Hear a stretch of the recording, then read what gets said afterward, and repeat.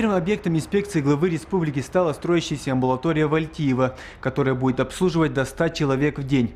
Объект строится в центре сельского поселения у главной дороги, на месте старой амбулатории. Юнузбек Евкуров ознакомился с эскизами и отметил, что при строительстве необходимо ориентироваться на обслуживание всех категорий граждан, особенно инвалидов. У нас стационар предусматривается? А здесь дневной стационар предусматривается. Да.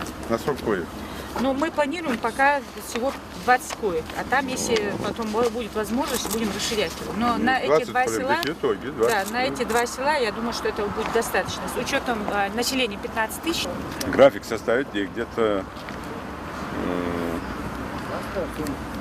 до 20 августа, чтобы у нас объект был готов.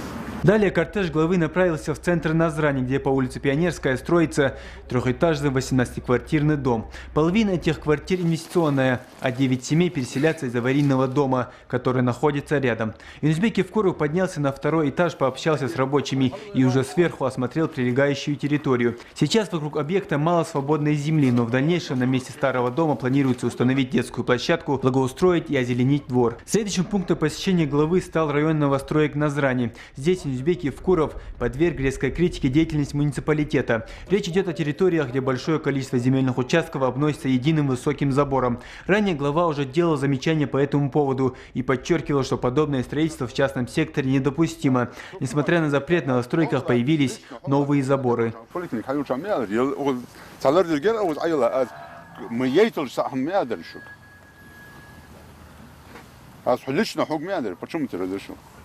Картиш даягри, да, у камел досты.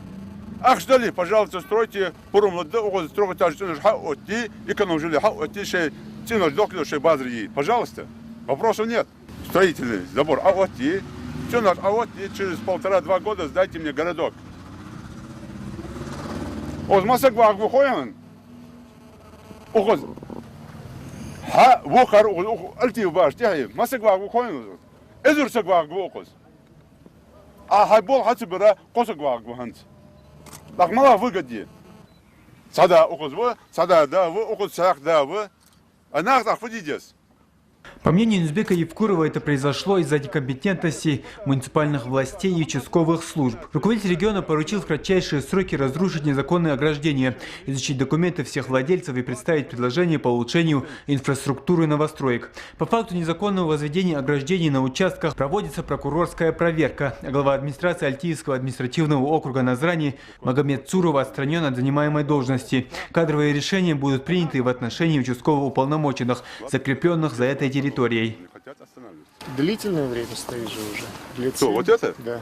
Не, вот это он за полгода построится. За полгода одевали. Главы тут одели там очки. Же взятки никто не берет.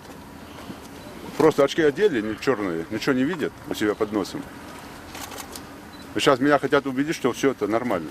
У них документы до 14 года разрешения. Ну, разберемся, мы сейчас же... Потом дальше, потом дальше, потом дальше. И дальше пойдет до бесконечности. Потому что никто не хочет связываться. Сейчас проверку практически завершили, мы изложим представление. Завершая свою поездку по Назрани, Юнузбек Евкуров пересел за руль внедорожника и проехал вдоль Алханчурского канала. Сейчас там на протяжении 6 километров в черте города реконструирует канал.